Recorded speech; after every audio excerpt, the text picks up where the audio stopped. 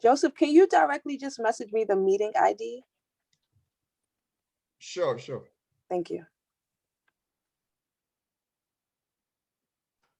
Guys, Zoila de Castillo's in the meeting room, the waiting room. Okay, yeah, no. Guys, can you stop talking, please? Like, yeah, because it's recording now.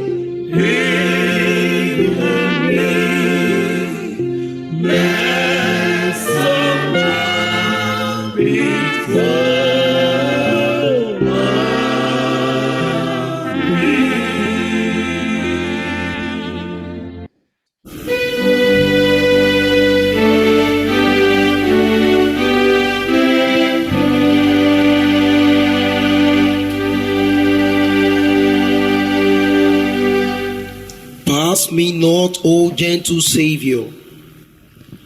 Pass me not, O gentle Savior. Hear my humble cry. Hear my humble cry. While on others thou art calling. While on others thou art calling. Do not pass me by. Do not pass me by. Savior, Savior, hear my humble cry. Savior,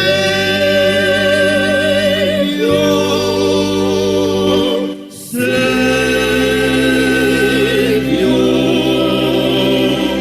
hear my humble cry. While on others thou art calling. While on others thou art called. Do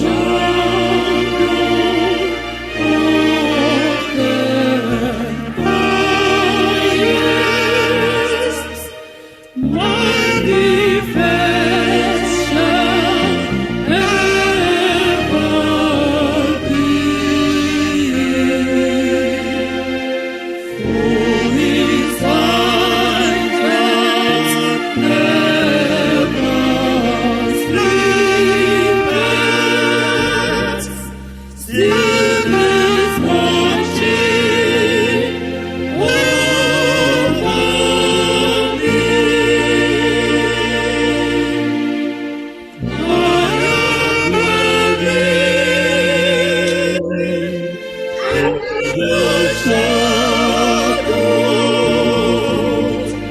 of the mighty King of Kings.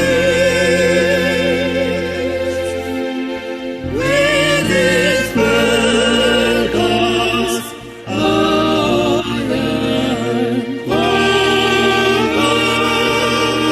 covered, and I rest beneath his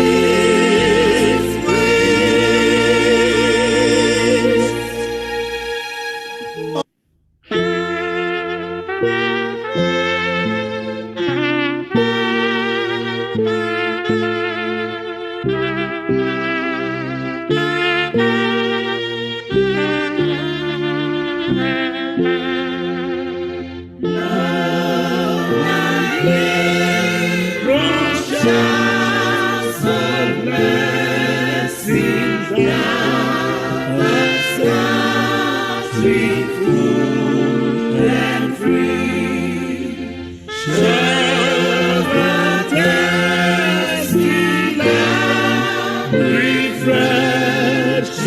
lands and droppings flowing me. Even me,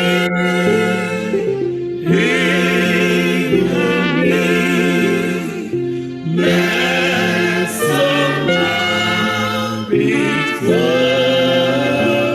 on me.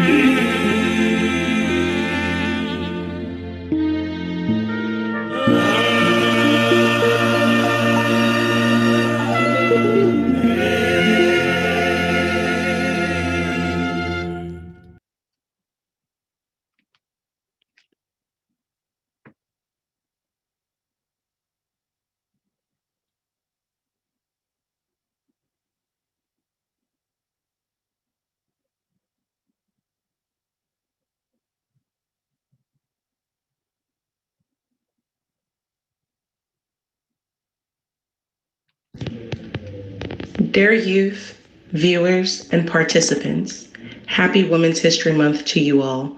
On behalf of the Youth Department of the U.S. North Province, we welcome you to our Leadership and Mentor event. In commemoration of Women's History Month, we have organized this event to empower the youth and most especially young women to understand the power that we have in our organizational spaces as we are the leaders and the future leaders of tomorrow.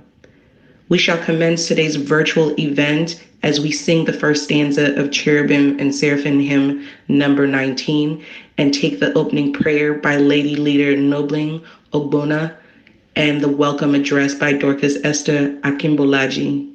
Choir music, please.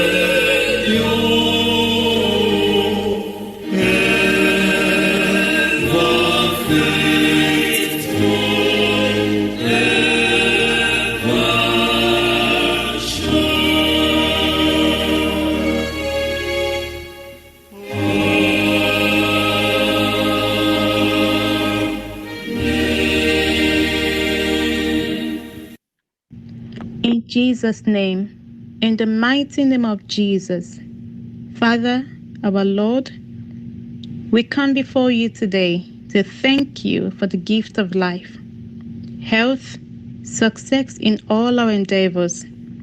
We say for this and more, may honor, glory, adoration be unto your holy name. Father, we are before you also pleading that you forgive us of all our sins, those we committed knowingly or unknowingly. Father, we plead and ask that you cleanse us of our sins. Father, today is a special day in our lives, the day that we have come together as great women, searching for more wisdom to become better. We ask you, O Lord, that you bestow upon our presenters the wisdom that you've bestowed upon King Solomon, so that we shall acquire great wisdom and knowledge from them. The wisdom to grow, the wisdom to become better and greater women in our different aspirations in life and in society as a whole. At the end of this program, O Lord, we say and we pray that all glory and adoration shall be all bestowed unto your holy name and shall be all yours. For in Jesus' mighty name I have prayed. Amen. Thank you, Lord, for hearkening unto our prayers, and thank you, Lord, for listening to us. For in Jesus' mighty name I've prayed. Amen. Thank you, Lord. On behalf of the Youth Department of U.S. North Province, I welcome you all to our Women in Leadership and Mentorship event. The objective and goal of this event is to commemorate and celebrate women. We want to remind ourselves of the accomplishments we've made over the years and also provide you with a forum for setting, discussing, and dissecting a path to leadership with someone who has walked the path before. Today's event will be moderated by myself and Lady Leader Krista Onamajuru. We are very excited about the diverse speakers we have today. They each come from high-level and visible leadership roles. We will learn of why mentorship is important and how it plays a role in being a successful leader.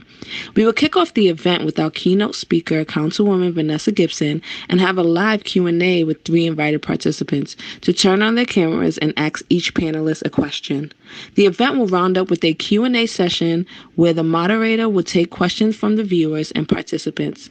Viewers and participants are encouraged to send their questions via the chat feature of Zoom or Facebook comment questions. We pray and hope that all women and viewers are encouraged and blessed by this virtual event. Without further ado, it is my pleasure to invite Mother in Israel Yile P. Jones on behalf of Women's Association for her opening remarks, followed by opening remarks by the head of the Youth Department, Evangelist Joseph Onwu. Dear viewers and participants, I bring you greetings from the prelate of our church, His Most Eminence, Elder Dr. D.L. Bob Manuel, and our provincial chairman, Special Senior Apostle Sumanu Bello Osage. My dear youths, a mentor will see in you some qualities that you don't even know you possess and encourage you to develop them. Mary, the mother of Jesus, and Jesus were invited to a wedding in Galilee. When the wine ran out at the wedding, Mary saw the potential in Jesus and urged him to do something. And Jesus turned water into wine, his first miracle and the beginning of his ministry on earth. Also, a leader sees a gap or a need and tries to bridge the gap. The Bible told us how Queen Esther saved her people from being killed, a true leader. Our topic for this workshop is very appropriate, calling on us women during this Women History Month and beyond to provide that leadership and mentorship role to our youths, a very necessary need in our faith-based community and the community at large. We are blessed today with distinguished speakers who will be shedding some light on these topics.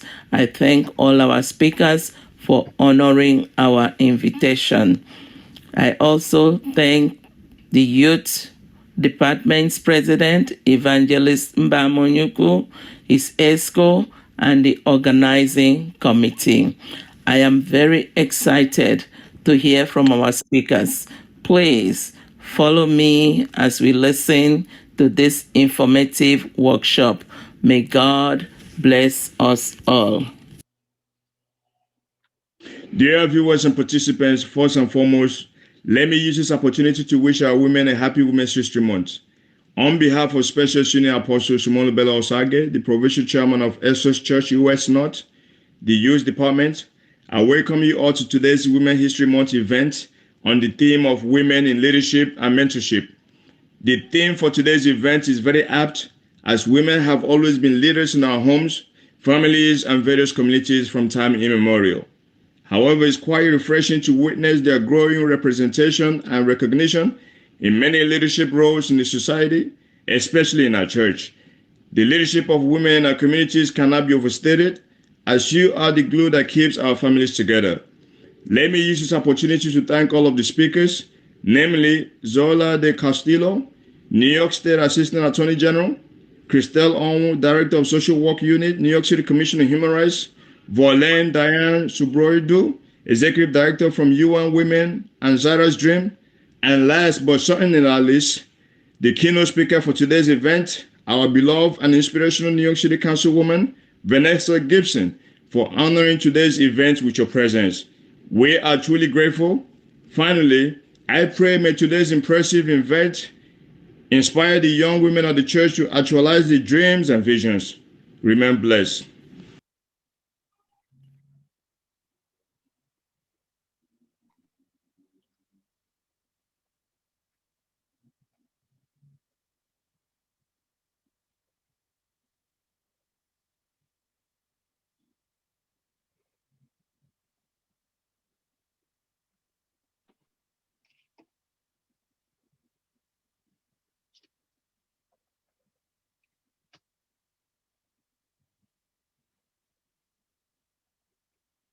Good morning, all.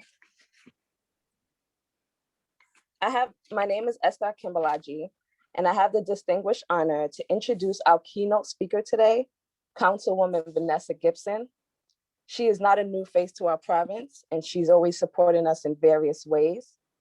She also supports her community and the youth in her community, so we are very excited to have her this morning. And for those of you who may not be familiar with her, I would like to tell you a little bit about Councilwoman. She represents Bronx 16th Council District as West Bronx Voice at City Hall. She passionately advocates for affordable housing, low-income families, seniors, LGBTQ rights, gender equity, employment access, and meaningful opportunities. During her 2014 to 2017 session, Gibson served as chair of the Council's Committee on Public Safety and has distinction of being both the first woman and first woman of color to hold this role. As chair, she had oversight of the operations and budget of NYPD, the Civilian Complaint Review Board, and the district attorney and the special narcotics prosecutor, and Mayor's Office of Criminal Justice. Gibson has been a leader in school safety reform, championed criminal justice reform legislation, and is a vocal proponent of anti-gun violence programs. Under her leadership, the council was able to secure funds necessary to expand the NYPD's headcount, almost 13,000 officers in the fiscal year of 2016, and expand the DA's baseline budgetary allocation by over $21 million in the fiscal year of 2017, with over half of the money going to historically underfunded boroughs of the Bronx and Staten Island. Currently, Gibson is a deputy leader, co-chair of the New York City Council's Women's Caucus, and the second Bronxite to chair the Committee on Oversight and Investigation. She formerly served as the chair of the Subcommittee on Capital Budget from 2018 to 2020, where she helped oversee the city's capital investment and changes to the capital process. Gibson is a lifelong New Yorker, proud graduate of city's public school system, a former state assemblywoman, and alumna of SUNY Albany for her undergraduate and Baruch College, where she received her MPA. Please help me welcome Councilwoman Vanessa Gibson.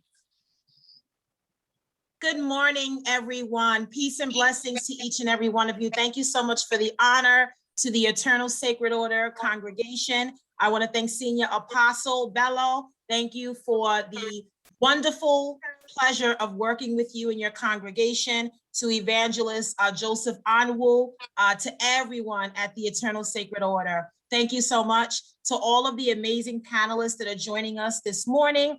Peace and blessings to each and every one of you. It's really a great honor and privilege to be with you today and thank you for the warm introduction. First and foremost, I hope that each and every one of you are healthy, well, and safe. We continue to live in challenging times when we are reminded of the preciousness of life, of the fact that COVID-19, this global pandemic that hit this country a year ago, has taken the lives of far too many Americans and New Yorkers and Bronxites. Many of those who lost their battle were older residents. Many were our family members, our loved ones, constituents, church members, and neighbors. And so I continue to pray for those families who will never be the same again. We continue to lift them up, and we know that their deaths will not be in vain. We carry on this work in their honor, but we know that we have a purpose in life. Thank you so much. Happy Women's History Month to each and every one of you, to the amazing women that I've been so honored to work with, to all of our female first responders, essential workers, frontline staff, to all of the women that are proud to do the work they do, that hold their heads up high and wear that S on their chest because they are super women. We are proud of you. And during this pandemic, we have been reminded of the importance of our municipal workers, of our healthcare sheroes, and all of our frontline staff that sacrifice themselves to keep us healthy, well, and safe. And you all have seen them, and many of you are first responders and essential workers yourselves, public servants working in our hospitals, nursing homes, rehab facilities, working in our schools as lunchroom maids, school crossing guards, educators, teachers, administrators, doctors, nurses, CNAs, nursing assistants, elected officials, public servants, assistant attorney generals, leaders working at city agencies. All of you have done tremendous work, and we are so proud of you. And we know it has not been an easy time. But when I look at the history of women, when I look at the pioneers and trailblazers that have paved the way for all of us, I know that their sacrifice and labor was for all of us. And it is up to us in this generation to make sure that the next generation of young ladies that come behind us, that look up to us as role models, their journey should be easier. Their challenges should be less because of the work we do today. The incredible women over 100 years ago, Elizabeth, Stanton, and so many others that paved the way during an era when women were not treated equitably, when they were not treated fairly, when women did not have the fundamental right to vote. And yet they fought, they stood tall, they didn't give up, they were determined, they were committed, and yet women were able to vote. But I remind everyone that not until the Voting Rights Act of 1965 were women of color given equal rights. So we are grateful for the sacrifice of those that have come before us, those that were told to sit on the sidelines, that it's not your time, those that dared to dream, that dared to hope that they would be success stories beyond their circumstances. And I look at our women today. I look at so many of my big sisters, like the Attorney General, Letitia James. I look up to her. She paved the way for me. The Bronx District Attorney, Darcel Clark, a first. These ladies are sheroes, highest ranking women in the land of the state and the borough of the Bronx. And while they may be the first, they will not be the last. These are my sisters that stand on their conviction, that stand in their purpose, and they know that God has ordained them for this work. I am so proud of my sisters, and I look up to them. Women in my life, when I think of Women's History Month, I think of my mother, Phyllis Gibson, who stands at my side today. She's 69 years young, and she is still, working. She's still giving so much to her grandchildren, and she's my shero. She gave me life, and she instilled the values that I hold true today in my work, in my service to the community. And then I think about my professional mother, and that is Aurelia Green. She served as a longtime assembly member for 27 years, right in the borough of the Bronx, one of the highest ranking women of color, and she stands at my side today. She took me on as an intern at the University at Albany years ago when I was a college student, And after my internship, she gave me a job and she took me by the hand and she never let me go. She's a praying woman, so she prays over me, she prays for me. And at the end of the day, even now, as I serve as a council member in my final year, Mrs. Green is still at my side. These ladies are my queens, and I know that their sacrifice is for me. And it is up to me as an elected official, as a public servant, as someone who has seen the challenges and worked with all of you in the trenches. I never imagined I'd be a role model for anyone. I never imagined that young girls would look up to me. But when I travel throughout the community, when I visit schools and I see little girls and they talk about, oh, Miss Gibson, we know you were born March 1979. They know my history. They know where I'm from. And they say, thank you for our park. Thank you for our library. Thank you for the things that you've done. And it warms my heart. It makes me emotional because they should have everything that they rightfully deserve. No matter where you live, no matter who you are, no matter who you love, no matter what neighborhood you live in or what zip code or what religion you are, it shouldn't matter. But we are all children of God. And I look at all of our children the same, no matter where they come from. And that's exactly what we want society to do, to judge us by the content of our character and not the color of our skin and not our gender. But for women, we are often judged by our gender. We are not paid equitably as men.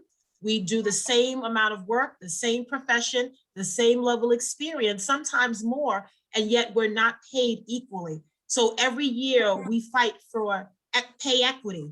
Pay equity, we want to make sure that women of color, African-American, Latina women, Asian American, Native American women are paid just as their counterparts. And sometimes it's a struggle. Sometimes you see women in the trenches, social service industries and nursing and medical professionals and education are dominated by women for a reason, because women just govern differently. We have a different style about the work we do. And we are elevating our young girls to be destined for success, to know that they are not defined by statistics. They are not defined by their status or by their circumstance, by what they are driven to do. And I say to every young girl out there, every little girl that lives in a community that doesn't see beyond the neighborhood, I want you to be encouraged. I want you to know that you are a child of God and we love you. And it is our job as all of the adults in your life to love on you, to support you, to encourage you, to motivate you, to empower you so that you know that you too can be the next Supreme Court Justice Sonia Sotomayor, right from the boogie down Bronx, or you can be the next Vice President Kamala Harris, the first African-American and Southeast Asian woman elected to such a position. All of these women come from humble beginnings. They didn't have a silver spoon in their mouths, but they had opportunity. And that's what it means for all of us. During Women's History Month, we are reminded of opportunity, of opening those doors for so many young girls that are coming behind us, to allow them a space to explore their dreams, to see all of the possibilities that they have, and sometimes not the obstacles that are presented in front of them. Life will present you with challenges. It will present you with lots of obstacles, but I want you to know those obstacles can make you stronger. They can make you or break you. Don't let them break you. Don't let anyone define your success and your value and your worth in this society, but know that you are destined for success no matter what, because of who you are. Your future is already claimed and we are speaking it into existence. We want you to know that no matter what, those hurdles and sometimes the people that may stand on the side and not want to see you succeed, you know, for the young people, we call them haters. There are haters in our communities. We know that. But I tell you, let those haters be your motivators. Show them better than you tell them. I always say to people, watch me work. Don't judge me by my words, but judge me by my actions, because I will show you better than I can tell you. You won't be able to satisfy or please everyone in this world. We have lots of opinions, ideas. We just love sometimes to just have an opinion about something. But if you work and you speak from your heart and you show genuine compassion and conviction and commitment on behalf of your people, you will always be successful.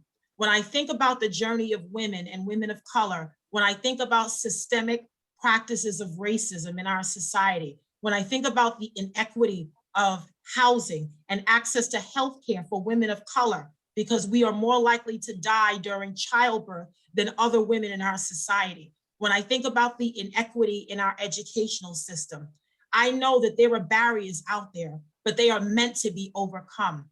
And no matter what barriers present themselves or put a path in our way or try to take us off the path of where we are going in life, I know that everything is happening for a reason. Everything is designed to happen for a reason. And it is up to us to denounce the systems in place that keep us back, like mass incarceration, the school to prison pipeline, making sure that young people have access to be successful young adults in our society, the next generation of leaders. I always say our young kings and our young queens.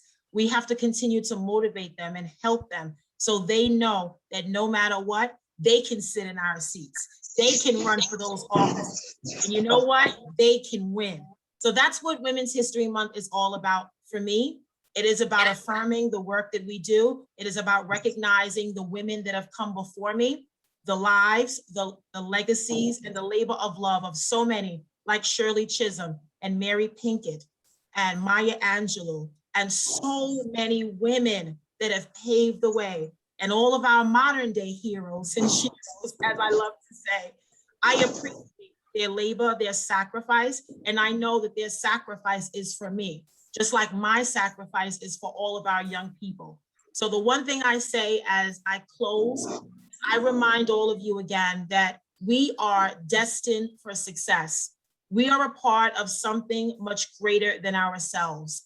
And if you realize that in this life, we are only here for a time, a reason, and a season, then you know that we have to do everything possible to make a difference and be a difference in our community. We can't just talk about it, but we have to be about it. Don't stand on the sidelines and watch your people in destruction, but be an upstander and help them. Help a young person. Reach out and take someone by the hand, just as someone took you by the hand, right? That's what the pathway of leadership is all about. And the final thing is, stand in your purpose. Know that you have value and you have worth and you have significance in our society.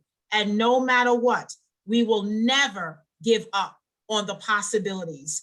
COVID-19 may have been a setback for us in the Bronx and in New York City and New York State. But if you understand, like I understand, every setback is preparation for a comeback. So I say to all of you, Eternal Sacred Order, distinguished panelists, get ready for the comeback because it's going to be stronger than ever before. I thank you for your time this morning. Again, peace and blessings to each and every one of you. To everyone that is celebrating, happy Passover, happy Palm Sunday, happy Easter Resurrection Sunday that is coming up, and all of the wonderful holidays that this spring season will bring to each and every one of you. Thank you all. Thank you, Pastor. Thank you for all of your great work. I love and appreciate you. I can't wait to see you in person so we can give out some more food and PPE, but you know that I am always here. I am only a phone call or a text. God bless you all. Thank you so much. Thank you. Thank you very much. Thank you, thank you, thank you, thank you so much, Miss Vanessa Gibson. Wow, no words for that. That was impeccable. That was amazing. Thank you so much. Please, everybody drop in the comments applause because I need to wake up to that message every morning. She said, watch me work. You pointed out so many things. And as a former SUNY Albany alum too, woo, and a few others on this platform, I had the privilege also working at the state Senate during my time there. And I worked with Senator former Senator Ruth Hassel Thompson, and we still keep communication. So it's so important of the connections we make and the relationships we make. And it's important that we are having this today and we're talking about women in leadership and mentorship. Thank you so much, truly, for those inspiring words. I think we are all fired up this morning. We cannot wait to introduce the rest of the speakers. That was amazing. Thank you so much. So as we go into our next part of the event, I believe we're all looking forward to it, and it's the main part, and we will be introducing our three amazing panelists this morning: Zoila Del Castillo, Verlaine Diane Saboidu, and Crystal N. Onwu. Guys, please, I want to remind everyone, please take notes, ask your questions via the chat if it's Zoom or Facebook. Our first speaker is Zoila Del Castillo. She is an assistant attorney general at the New York State Office of the Attorney General's Criminal Enforcement and Financial Crimes Bureau. In her capacity, Ms. Del Castillo prosecutes and investigates complex financial crimes that cross county lines. In addition to these duties, Ms. Del Castillo was appointed by New York State Attorney General James to serve in Office Diversity Committee. The committee's mission is to create a more diverse, inclusive, and equitable workplace environment by making recommendations on hiring, recruitment, retention, and procurement. Before starting at the AG's office, Ms. Del Castillo served as an assistant district attorney at the Kings County District Attorney's Office, where she investigated and conducted felony jury trials on a variety of criminal offenses, as well as argued before the New York State Appellate Division. Prior to becoming a prosecutor, Ms. Del Castillo worked as an associate attorney at a trust and estates law firm. Ms. Del Castillo is passionate about promoting diversity in the legal profession and advocating for the rights of Latinos, Latinas. Ms. Del Castillo served on the board of directors of the Dominican Bar Association, the Líderes Board of Latino Justice, and is a fellow in the 2021 Council of Urban Professionals, New York. She previously served as a chair of the Young Lawyers Division of the Hispanic National Bar Association, Region 2. Ms. Del Castillo obtained her Juris Doctorate from Wayne State University Law School in 2013 and a Bachelor's of Arts in Government from John Jay College of Criminal Justice in 2010. We welcome you this morning, Ms. Zoila Del Castillo. Our second speaker for this morning is Verlaine Diane Saboidu. She is a public policy professional serving as a coordinator of the African Women's Leaders Network, a joint African Union United Nations initiative established to scale up women's leadership in Africa. She devotes her efforts to building cross-sectional partnerships and multi-stakeholder strategic engagements. Her efforts are rooted in policy, human rights, women and youth empowerment, inclusion, diversity, equality, and social justice. She's actively involved in advancing young women's rights and is the founder of the impact initiative Zahara's Dream, Inc., which support young women from vulnerable or low-income communities, empowering themselves by tapping into their full potential. Zahara's Dream, Inc. is on a mission to donate 100,000 power jackets by 2030 to rising young women as a part of professional attire supporting across the world. Verlaine was recognized in 2018 as the top 100 list of most influential people of African descent in the politics and governance category. And in 2019, in the top 100 influencers on gender equality and diversity by Honor Lichter. She served on the advisory panel of Women in Power of the 73rd President of the UN General Assembly under Mrs. Maria Fernandez Espinosa Garces. A graduate of Sorbonne and Sciences Po and have studied in the United States. Verlaine Diane Saboidu holds 2 master's degrees in political science, law, and economics. We welcome you this morning, Verlaine, and we can't wait to hear more about yourself and Zahara's Dream. Last but not least, our very own Mrs. Crystal N. Onwu. She is the director of the Social Work Unit, lead advisor for African Diaspora Communities, and Diversity and Inclusion Officer at the New York City Commission of Human Rights. She was a 2017 graduate of the Coro Immigrant Civic Leadership Program, and she serves as an adjunct professor at John Jay College of Criminal Justice, where she teaches courses on justice in the Africana world and environmental racism in the Africana department. She is a fierce advocate for underserved populations with a focus on African communities in New York City. At the New York City Commission on Human Rights, Christelle advocates and mobilizes the African community throughout the 5 boroughs and has given an unprecedented voice to one of the fastest growing immigrant groups in New York City, while also championing the causes of other communities. Prior to the commission, Christelle served as social worker supervisor at Salty Yetu Center for African Women and Families. There, she provided bilingual French and English counseling and case management to survivors of gender-based violence. She also served as a policy analyst at Safe Passage Project New York Law School, where she worked with an interdisciplinary team of social advocates to analyze quantitative and qualitative research data on immigration policies within New York City and state. Furthermore, Crystal interned at Families for Freedom as a policy analyst and drafted policy memos on how to handle diverse foreign nationals with criminal convictions on the verge of deportation. She earned her bachelor's degree at John Jay College of Criminal Justice and a Master's of Science in Social Work Policy at Columbia University School of Social Work, where her article titled Understanding Female Genital Cutting in the United Kingdom Within Immigrant Communities was published in the Social Work Review. She's a proud New Yorker, lives in the Bronx with her family, and hails from Cameroon. She is fluent in French, Pidgin, and Eton. We welcome you this morning, Christelle, and can't wait to hear more from you.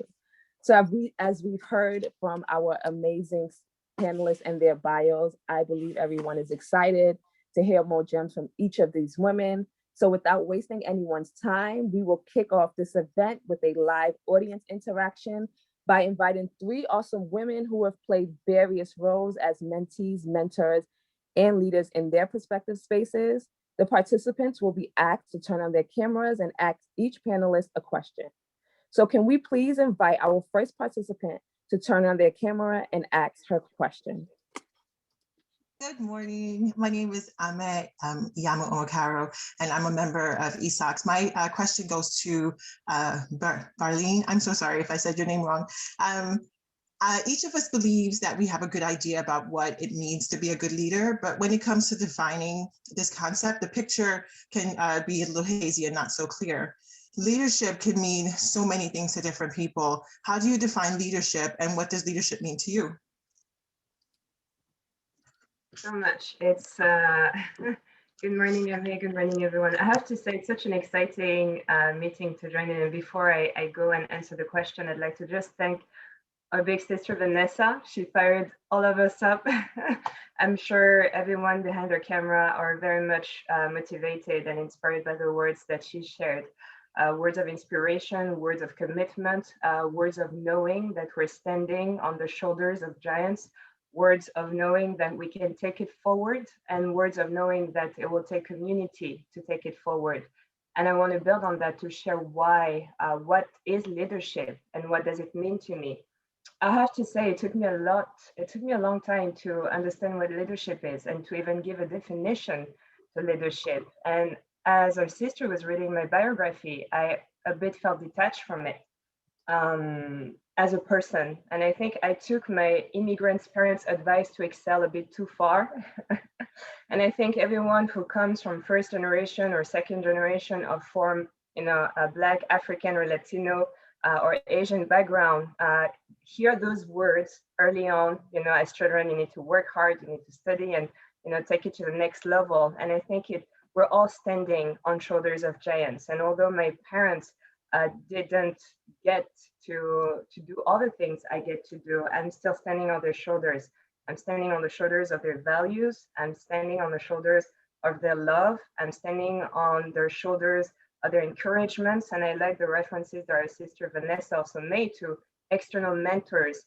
And I think that all of this defines what leadership is for us. As women, of course, but I also want to salute her brothers. I see our brother Joseph Onmou, who gave us great words at the beginning as well. Godwin, I see we have some of our brothers online. So what does leadership is? I think leadership is not per se a word that gets to be defined in a dictionary and that we all have to follow. I believe, you mentioned it, I coordinated for 5 years and now I'm on to new adventures at UN Women Executive Office, but I coordinated a platform called African Women Leaders Network. and leadership was at the center of this platform. Meaning, how do we define leadership? What does leadership look like? What does leadership sound like? Do I look like leadership when you see me? Do I sound like leadership when you hear me? You know, I have an accent, for instance. How do you perceive those traits of mine as leadership? And before getting to that stage, I believe it's very important for us and as individuals to understand that we have that power, that the power comes from within us. And now today we're celebrating women. So as women, as Black women, as Latino women, as Asian color, as Asian women, as women of color, we all own this power within ourselves to define what leadership is, to define what leadership looks like, and to define what leadership sounds like.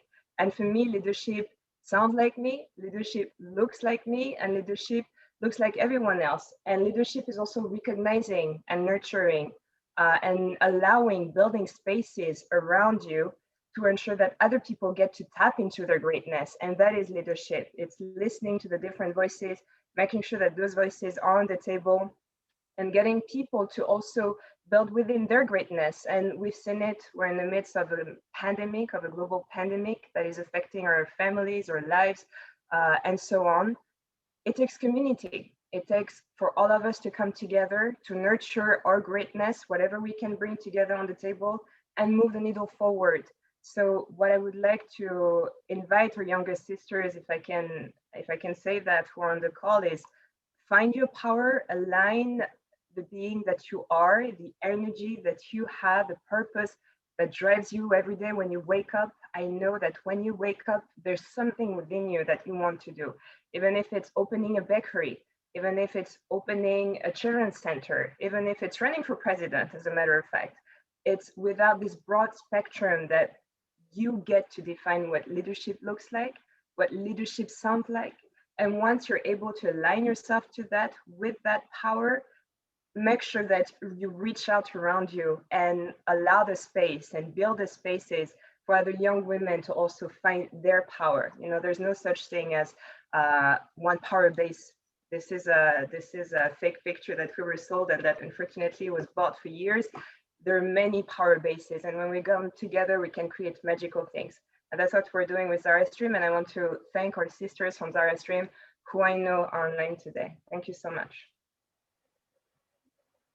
Thank you.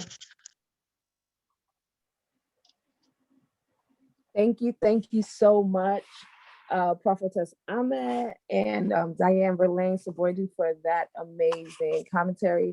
You said leadership takes community to nurture our greatness, and I think that's so important. And platforms like this is the beginning to the next step of what we can do. So thank you so much, Verlaine.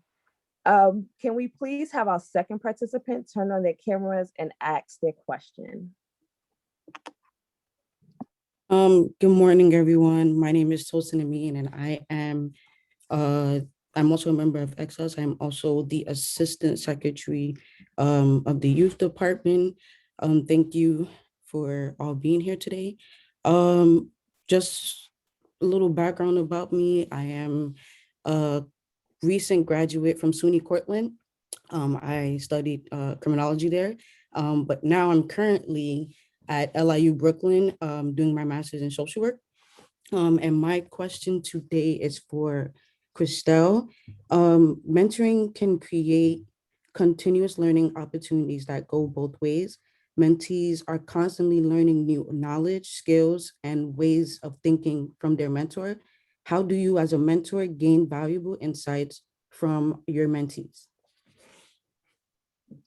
And congratulations on your journey to becoming a social worker. Here to social workers. Thank you, very much, Lieutenant Secretary Order of Cherubim and Seraphim, for providing this amazing platform. It is Saturday morning, it's 10 o'clock, and I'm so fired up. I am so excited. I would like to thank the organizers, my co-panelists. Thank you to everyone who put in so much work to make sure that this event came to fruition. I pray that God will reward each and every one of you abundantly and grant all of your heart desires. The woman you see speaking to you today, that's me. I wouldn't have been here, first, by the grace of God, and secondly, without the help and assistance of many mentors, both male and female. I am so humbled to be among such an esteemed panelist of women women of substance and women of valor, women who have refused to give up and continue to push through even when things get tough, even when they are told no, they don't belong at certain tables. So thank you to each and every one of you for being so resilient. And thank you also for sharing your story, because it takes courage for all of us to be here today to share our stories. I have a mentee and I've been asked to mentor others. It is something that I hold very dear to my heart, because I understand the importance of mentorship. As a young immigrant woman who came here to the United States without my mother and father, I had no one guiding me. I couldn't call my dad and say, make a phone call, I need to have this internship, right? I was here in this new country with a French accent, just like Verlaine, trying to figure things out. And it was the women who saw the potential that I had, the women who reached out to me and wanted to take an extra hour after class, right, to be able to mentor me. Interestingly enough, I started noticing a pattern. I'm an African woman, but actually all of my mentors are not African women. They are both, Caucasian, Asian, as well as, African American. And these are women who just took an interest in me. They saw the potential in me, and they have been with me throughout my entire journey. I wouldn't be here today if not for them. Being a mentor is a huge task. I also acknowledge that the relationship is a two-way street, right? And so it's not just one person giving it has to go both ways. And my mom is my number one mentor. She has taught me at a very incredible young age that everyone's voice matters, and that when you're dealing with others, you have to respect everyone's opinion. Even at a very young age, she allowed us to express our thoughts. She didn't disregard them because we were young. And so I carried that with me. I am so fortunate to be part of Zara's Dream created by Verlaine. If most of you know me, you know that I don't involve myself in things I don't, I know not have potentials. But in Zara's Dream, I was able to find a vision, a group of women who really believe in women empowerment, who understand that we are not competitors, but we are collaborators. And so when one woman wins, everyone else wins. That there's no need for us to have envy or jealousy, right? There's no need for that. So I have a mentee in Zara's Dream. And so I have learned so much from her. Yes, I am her mentor, but she has taught me so much, right? She is a young woman who has been through so much. She has been through a lot of pain. She has been through a lot of hurt. She has, had to fight for her life, had to fight for her freedom.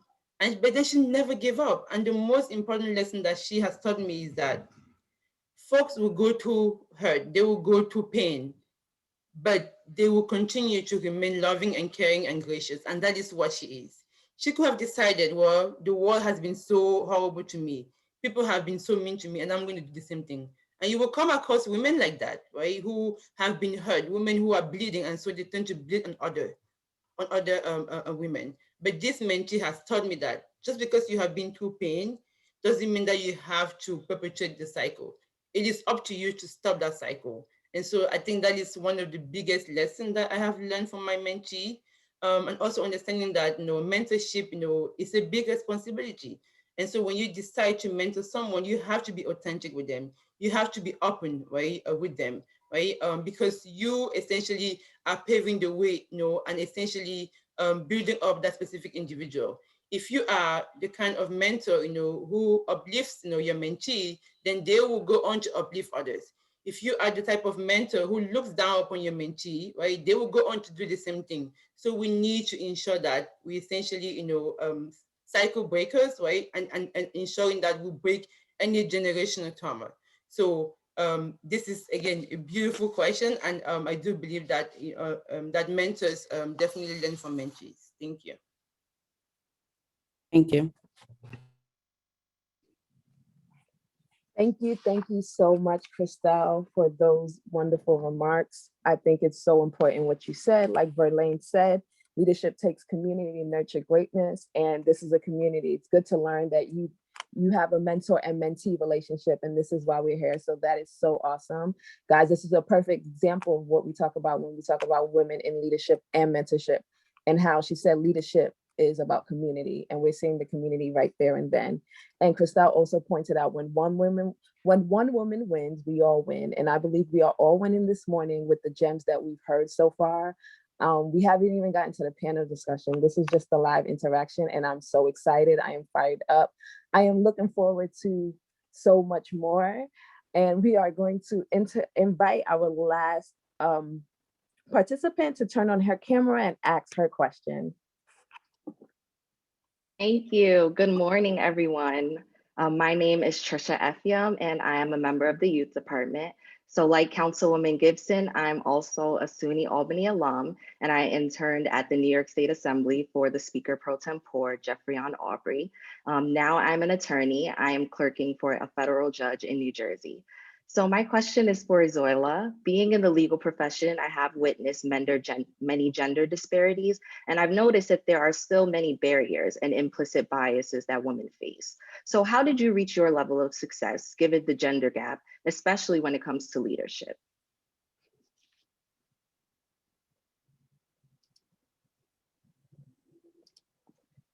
I think you might be on mute, Zoila. Okay. On mute now? Yes, perfect.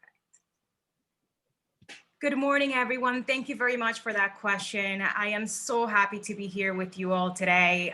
It has been a pleasure so far to hear from everyone who came before me. I thought I was going to be a panelist in this discussion, but I am taking so much from each and every one of these ladies who spoke. I am fired up, like Christelle said. It's a wonderful conversation to be had on a Saturday morning. So thank you, Eternal Sacred Order, for this invitation. It's great to be here with my fellow sisters. Thank you to the organizers for this wonderful program. I'm so happy to continue to work along with Christelle, who I have known for many years, but also to get to know Verlaine and hear from Councilwoman Vanessa Gibson today. So with that being said, I do have to make just a tiny little bit of disclosure. So I am here in my personal capacity. So my opinions are those of my own and do not represent my employer's views. So with that said, I'm gonna go ahead and answer your question. Thank you so much. I'm so happy that you're also an attorney and now you're clerking, which is a wonderful experience. And I'm flattered that, I've been asked the questions how I overcome those obstacles about gender disparity and just the racial disparity in the legal profession. The truth is that those obstacles are very prevalent, and not only in the legal profession, but just like in the professions overall and in society. It's not a secret that, gender and racial disparity are still very real constructs of society, just like our First Lady, Michelle Obama, mentioned recently. So it hasn't gone away. These are sad reminders that there is still a lot of work to be done when it comes to bringing, as our Councilwoman Vanessa Gibson mentioned before, reaching that pay gap, bringing awareness towards like racial issues and gender disparity. These are issues that are still on the works, and you will always come across those issues at some place, at some point in time. So it's the way that you go about it and how you handle those. So one thing that you have to be prepared to know is that, you will have to overcome obstacles throughout lifetimes in your career. So things will not always come easy, and that should not be a deterrent from, trying your best and giving it your all. With that being said, I have been very lucky, as Christelle mentioned, to have wonderful mentors in my life who have really paved the way for me and also like carry me on their shoulders. It's sad to know that as it is right now, when it comes to race, people of color are grossly underrepresented in the legal profession. For example, African Americans make up 5% of lawyers.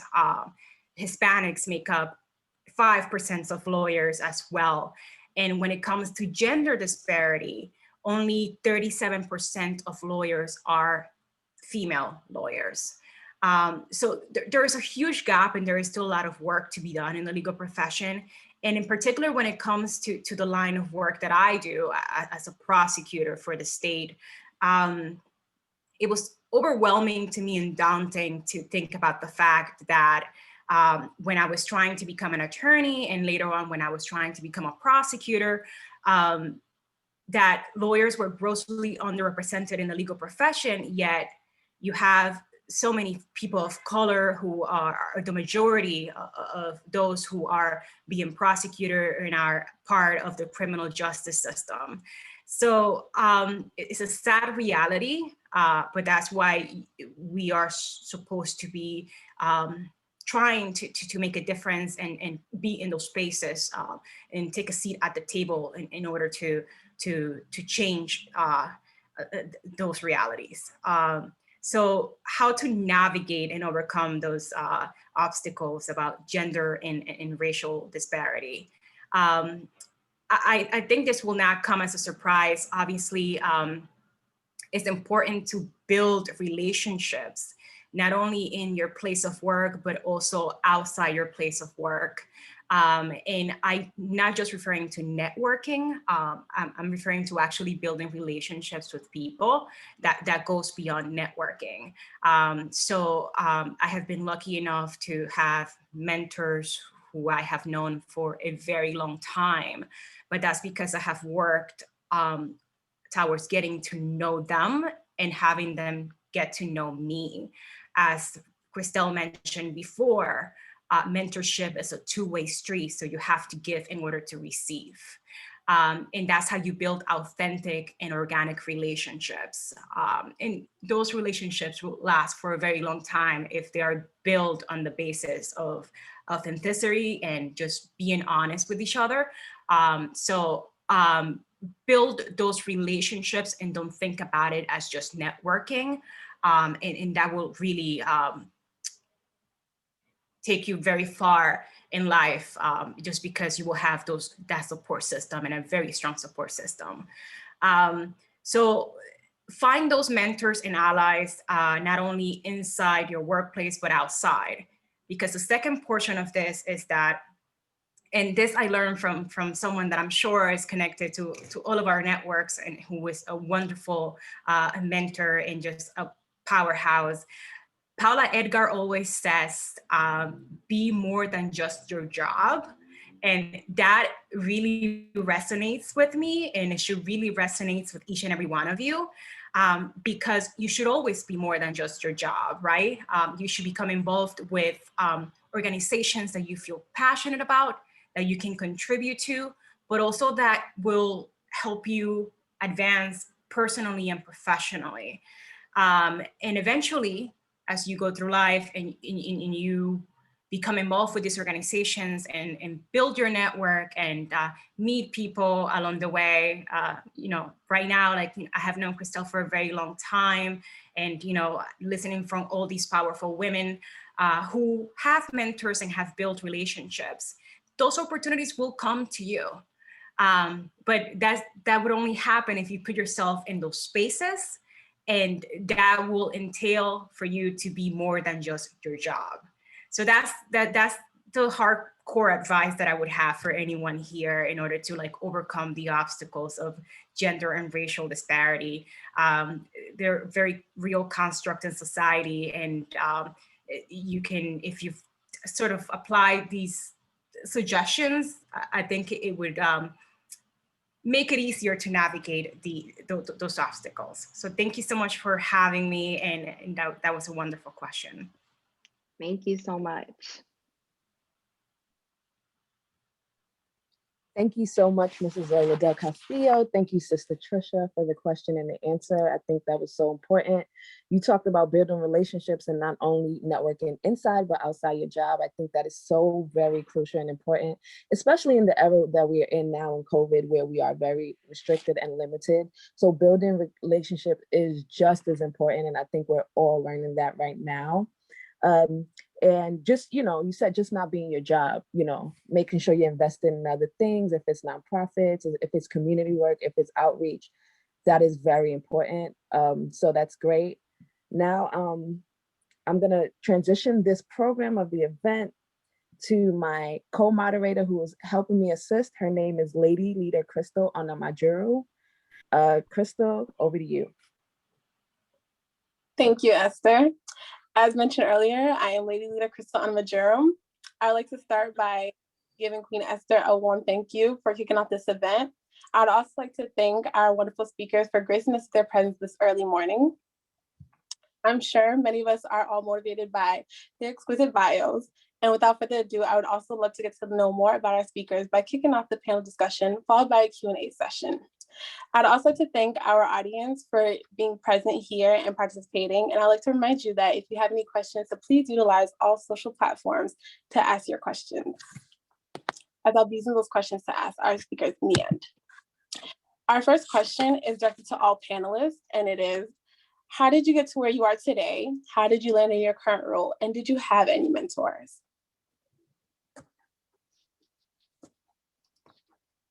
All speakers are welcome to answer. I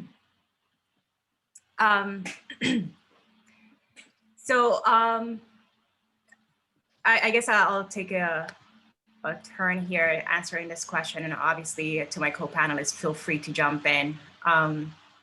As I mentioned before, and some of my panelists touched on this, I'm a first-generation immigrant. My family immigrated to this country from the Dominican Republic, and we settled in the Bronx. So having grown up in the Bronx, in the South Bronx, I didn't see any representation of lawyers in the profession, of lawyers of color in the profession. So I had to seek out mentorships. And for me, one of the biggest turning points in my life was taking advantage of educational pipelines. And these are programs that are set out to take you from one place to another. The first one that I was able to take advantage of was a Congressman Serrano internship program that provided high school students at their junior level with an internship in a city or state agency. And I was placed at the Office of the Attorney General when I was a junior in high school. I was able to build a relationship with those attorneys that were of color. So it was very empowering to see that, not only that I could one day be an attorney and see representation in the profession, but also these were people who have mentored me for over 15 years now. And I built a relationship with them, just like I was mentioning before. So I have stood on the shoulders of other people, and that's what helped me and carry me in through navigating the profession. And beyond that, I have built allies. As Crystal mentioned before, sometimes your mentors will not look like you, and that's good. Is having a different perspective and people who have a different view in life, because we have gone through difficult times, and sometimes it's good to see the perspective of someone who perhaps doesn't really identify with you, but can really guide you as to how to approach a certain issue with open eyes. That has really carried me through to build those allyship and take advantage of educational pipelines. And I continue to do that in college, going into law school with other programs, and that has helped me navigate the profession. So I think that's important. Yeah, so if I may, that is actually an excellent question. And I'm going to start off by saying that, again, if I don't say this, then I will be lying to myself. I am here today because of the grace of God. I will be remiss, right, if I don't mention him. Especially, as a young woman, again, who came here to this country at the age of 17. My path would have been very different.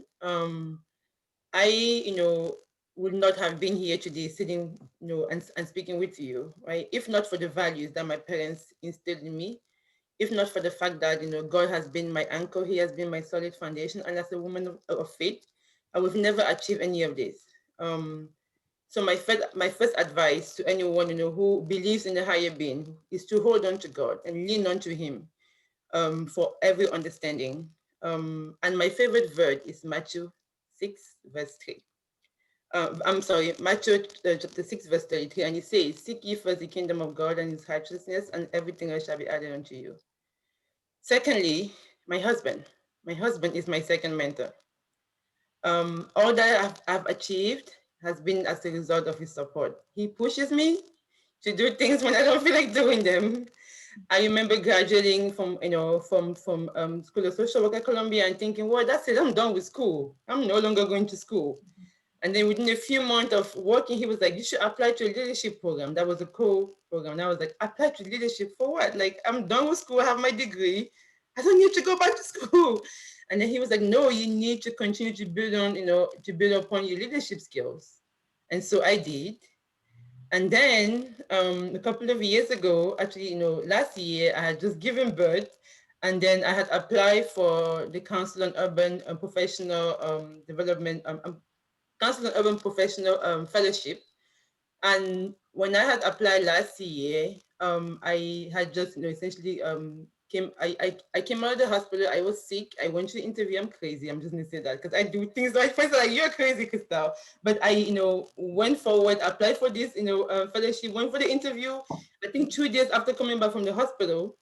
Well, long story short, I didn't get it. So I was like, I'm not applying anymore. I'm done. And then last year, my husband was like, apply. I just give him, but I said, I don't have energy. I'm tired. I have a newborn. He was like, no, just apply. Something is telling me you're going to get it. And so I did. I applied. And guess what? I didn't get it. I didn't get it. And I was so upset. And then one of my mentor, who's actually from Cameroon, he works for New York City small business, Richard, and said, you should still apply. So I did. So I didn't get it. And I was so upset. And I said, you see, you asked me to go through this process the second time and I didn't get it. Well, I decided I was going to reach out to the fellowship and ask them, what can I do better to improve myself? And so it took about 2 weeks and then they responded back and they said, actually, Krista, we would like to meet with you. And I said, okay. I scheduled a call and I get on the phone and then this man is like, no, actually, you didn't do anything wrong in the interview. You did exceedingly well. The issue is that we didn't have enough spots. And actually, before you reach out to us, we're going to reach out to you. Actually, we want to offer you the place at the Cup Fellowship. And I said, you're killing me. So I'm here screaming and I'm calling my husband like, look, I was rejected. Now they're calling me and asking me to be part of this fellowship. And if that is not God, I don't know who that is, right? And so that is just, again, a testament to my story. My husband, everything that I have, my teaching, everything that I do it because I have him. And so he is my biggest mentor. Thirdly, my parents. My parents have been amazing, amazing mentors, right? First of all, they instilled the values that I have today.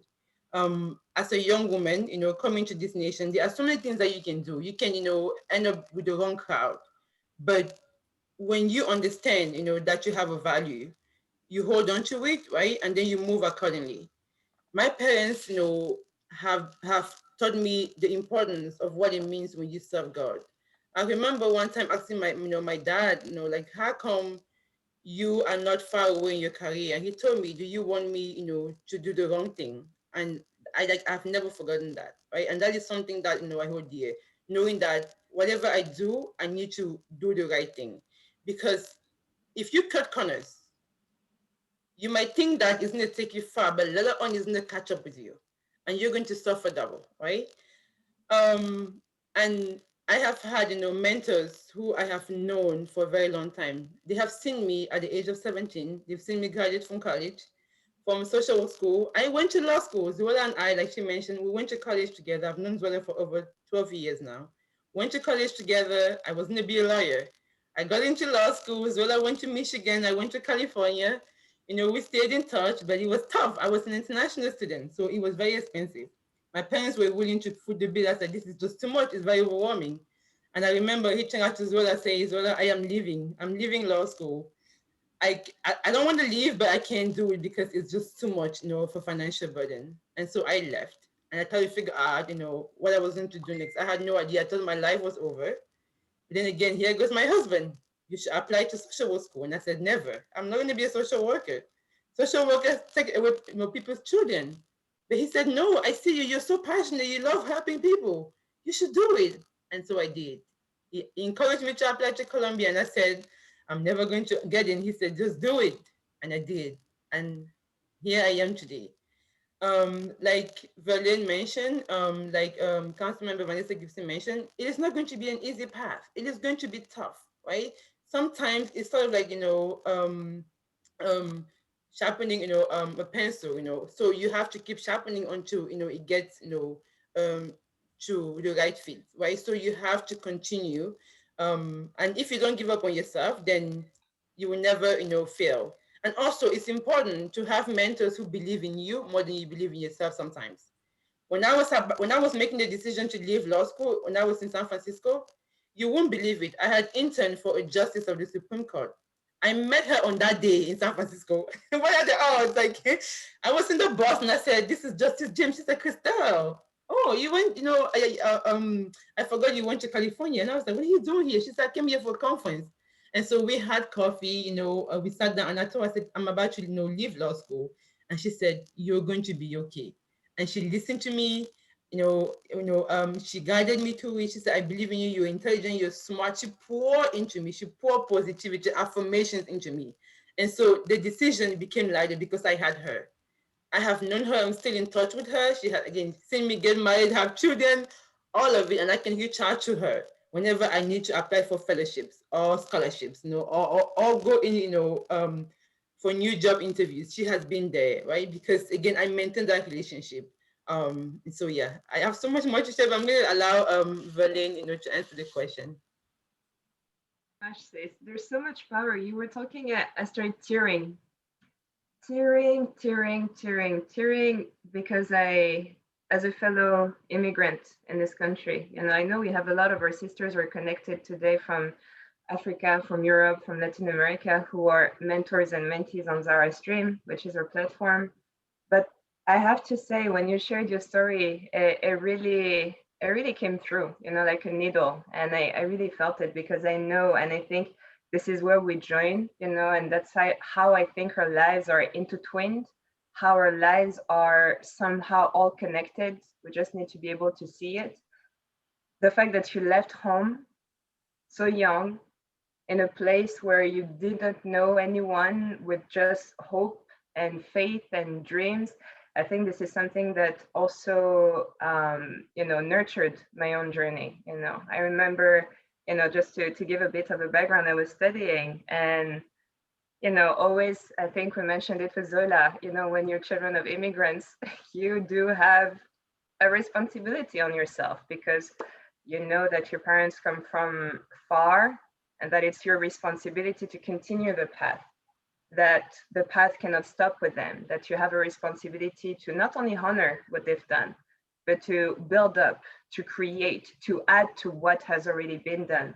And I think that comes back to what our sister Vanessa mentioned at the beginning about standing on the shoulders of giants. We're not only standing there, we're actually, as all our sisters have mentioned, crafting and building and adding and nurturing what is existing. So none of us is coming out of nowhere and starting something new, although very often, and I feel for, we have sisters and brothers who are orphans coming, but we're still standing on the shoulders of someone else. And I think that's something that we need to keep really at the core. Sometimes I'm uncomfortable with the self-made, when people say I'm self-made. I believe it takes, for a seed to grow, it takes warmth, it takes the soil, it takes water, it takes a good hand to nurture the seed for it to grow. And I think we're all the result of our communities, the result of our parents, the result of our sisterhood. And I think that's a bit of, how did I get here? I don't know. Myself was wondering the same question when you asked the question. I wondered, how did I get here? And I think, to come back what Crystal mentioned, it's faith. And I think that's what made me tear, was knowing always within. And I think this is something that nothing can break. Fire cannot burn, wind cannot shake, water cannot make it unstable, and the external world cannot extinguish that, which is faith. Once you have faith in you and faith in a higher greater energy, God, if you believe in God, or whatever your vibe is, I believe in God. Once you have faith into that, nothing can stop you. And I think I shared that with Christelle. I came to the US. It's a New York sponsored engagement. We're here with our New York Strong Sisters. Came to New York with nothing but faith. And wondering, not even wondering, just knowing, like, I have this mission. I don't know what this is. I don't know what this looks like. I don't know what will be, but I know it is. And what is will be built along the way. And so this year, actually, it's been 10 years since I've been in the US. I arrived with dreams and faith. 10 years ago, 2011 was a hot summer day. If you remember August 2011, how hot it was in the city. And I stayed in Flatbush, Brooklyn, and here again was God's grace, because I didn't know anyone. And I was a student at university, and this young Haitian, beautiful sister came to study in my school. And at the time, she was from Brooklyn. I didn't really know Brooklyn besides BIG, listening to rap music. And for me, that was Brooklyn. And, she gave me my first dollar. And she said, one day you'll come to the US and you'll use that dollar. And I had no plan at the time when we met. And then it's a long story, but I applied to a program like Christelle. I didn't think I would get in. There were lots of students who were applying for this scholarship, and I didn't think I had the background. I didn't think I had the money, and I didn't think I had the strength to go. And as a matter of fact, I did not have the background. I did not have the money, and I didn't have the strength. I thought so, but God, life made it possible for me to actually check mark all those boxes and be able to actually get on a plane and come study in the US. And I actually landed in Jersey, in Newark, New Jersey, Newark, as we say, happy. And I just remember thinking this was New York City, and my Haitian friends whose name is Rode, she said, that ain't New York, that's Jersey, girl. And so we rode. Her mother came to pick me up. And again, so there is solidarity and community, that it takes people around you to become the woman that you are. And her mother, who was also a struggling single mother working 3 shifts, came in the middle of one of her shifts to pick me up at the airport. And yeah, with my sister. And so they picked me up, and I stayed there in Flatbush for about 2 weeks before going on campus. We didn't have much. And I remember we went to a store, in the morning, and just wanted to get breakfast together. And we don't have money. And I remember the coffee cost, I think, $4, and we couldn't even afford coffee. And at that moment, I thought, okay, I'm on a new adventure. There's nothing. My parents are not here, but I have this, And I have this sister who's with me. I have this community, Asian, beautiful. I learn Creole, of course. I speak Creole a bit. I have this community, and I owe it to all the people who are around to continue. And I think that has been something that has fueled the journey. And then, of course, I think our sister Zola mentioned it, the importance of education. I went to school, and as a child, and I said children, I guess, because I carry within myself my brothers, my sisters, and everyone. I went to school and chased those educational opportunities. I recall, I was on top of all internships. I think I was filing for internships, I don't know, maybe 100 times a day. My roommate's mom used to come, and she would see me typing, and my roommates would say, "Oh, you're stressing me out. You're typing way too much," And I think that's something that I'd like to encourage young women to do, to know that regardless of where you come from, regardless of what your background, your zip code never determines your destiny. That's something that you have to know. Your zip code never determines your destiny. Your bank account doesn't determine your destiny. Your background doesn't determine your destiny. What determines your destiny are your thoughts. Your thoughts become your values. Your values become your actions, as our sister Christelle mentioned. What are our values? And those actions determine your destiny, what you're going to do. And I know there's a lot of talk around volunteering and interning and oh, I don't want to volunteer anymore. I don't want to intern anymore. I know this is dirty work. This is like putting your hands on the ground.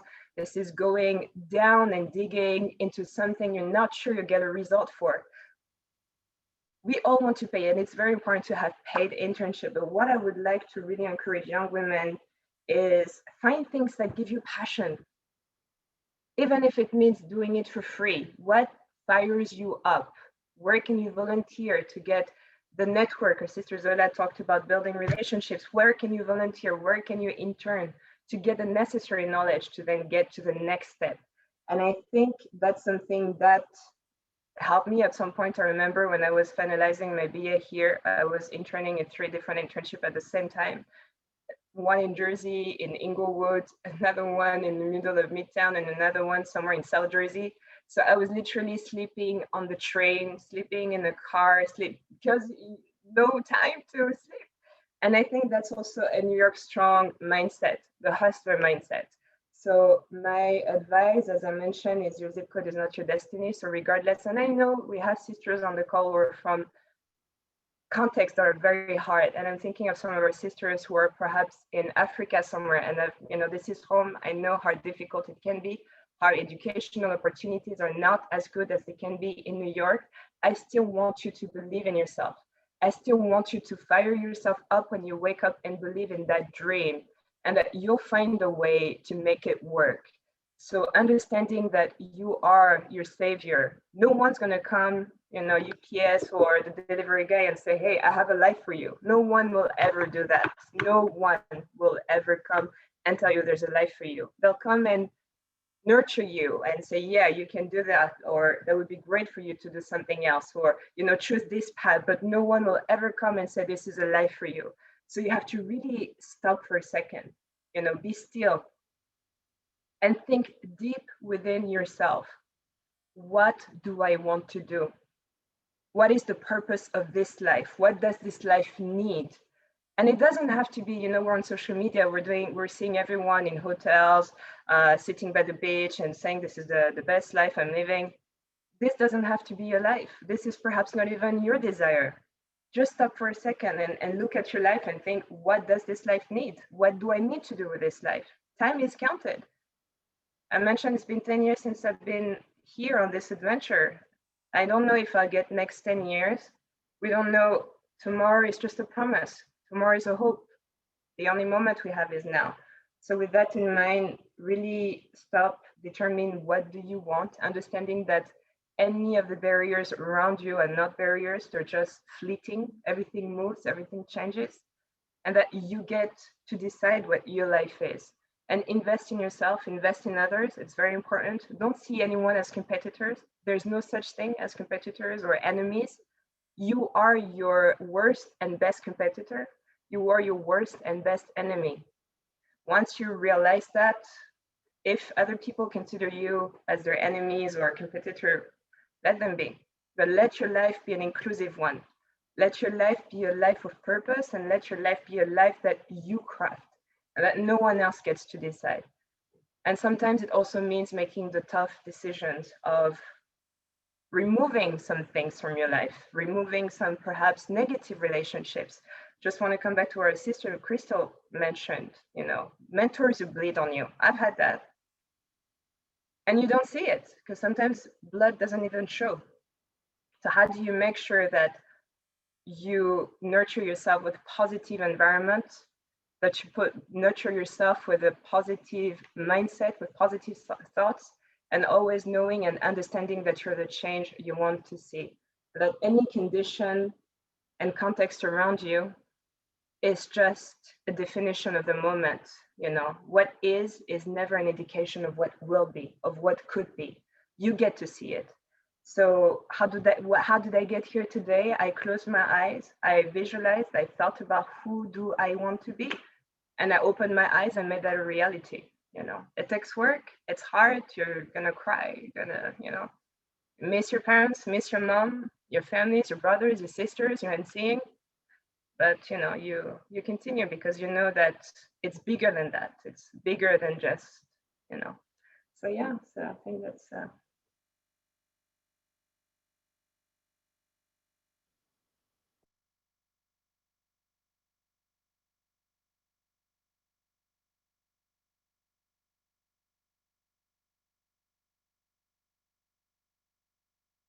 You're mute, Crystal. Oh my, I'm so sorry. Thank you all for your wonderful answers. Thank you all for your knowledge. I have one more question to ask you. This question is also directed to all panelists. Can you please summarize or discuss one important obstacle that you had to overcome that you would say definitely shaped you to where you are right now?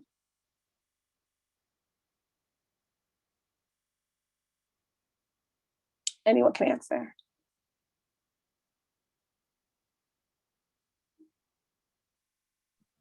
Okay, sorry, I was on mute.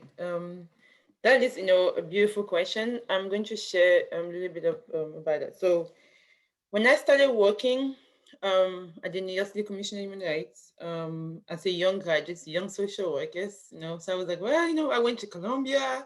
It's an Ivy League school. When I'm done, I'm gonna start making a lot of money.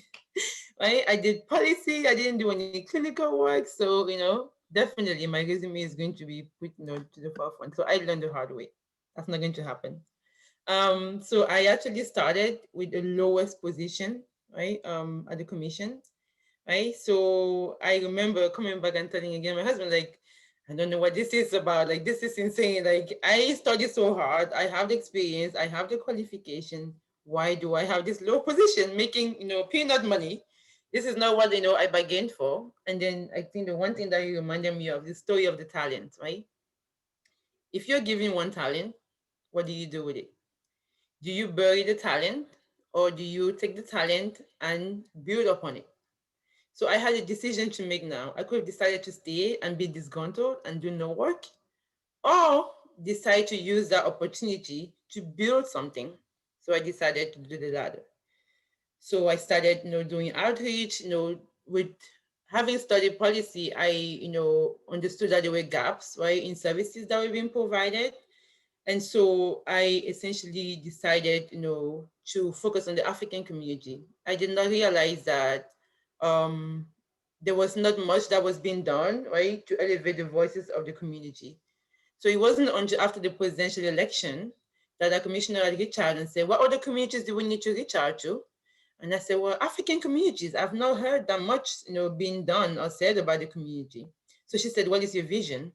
And I said, you know what? Okay, so I'm going to do some research. Here's my policy cap on. We need numbers, we need data, because with numbers and data, you are able to make a case for yourself. So I started doing research, roadblock. I realized that, well, there's not that much information regarding the African community in New York City. So now I have two options. Again, give up or no, or think outside the box.